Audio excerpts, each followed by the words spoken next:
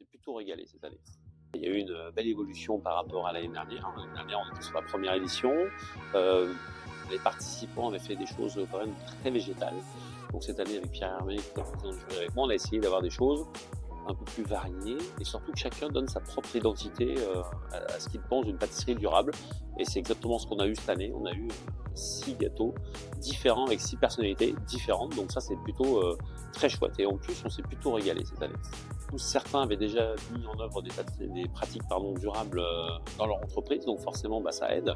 Et quand on participe à un concours qui est la pâtisserie durable, en fait, quand on le fait déjà un peu tous les jours chez soi, que ce soit de travailler du local, que ce soit les déchets, ou que ce soit tout ce qui peut être durable, forcément c'est un peu plus facile de faire un concours qui a ce thème. Donc j'ai trouvé surtout des candidats très impliqués et très intéressés par ce concours, mais également très intéressés par ce qui se passera demain. Les 4 premiers sont très serrés.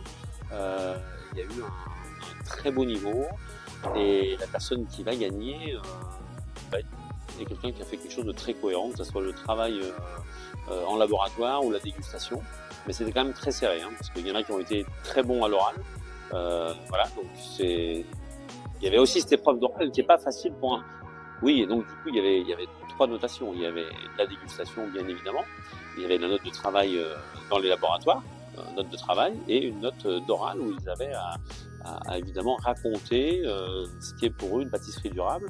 Donc soit parce qu'ils font tous les jours, soit comment ils ont voulu l'écrire avec leur gâteau. Le savoir-faire de pâtissier français, comme je le dis à chaque fois, il est unique. Et il nous appartient de le préserver tout en l'adaptant à notre époque. C'est ce que nous faisons tous ensemble ici. Le 3e prix est décroché par Jean-Guillaume Rupin. Félicitations Jean-Guillaume, je vais vous remettre sur scène.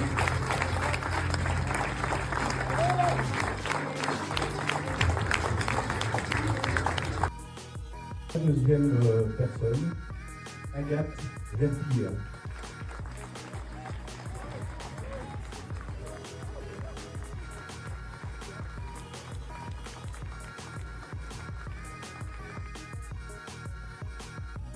Le grand gagnant du concours de la pâtisserie durable by Olivier Ginon est François Boileau.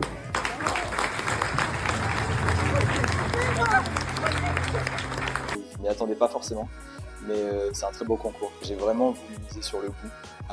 Je pense que ça a fait son petit effet. Maintenant, voilà, moi, mon entremets, je l'ai vraiment pensé pour éviter un maximum le gaspillage alimentaire. Et vraiment, dedans, rien ne se jette, tout se transforme.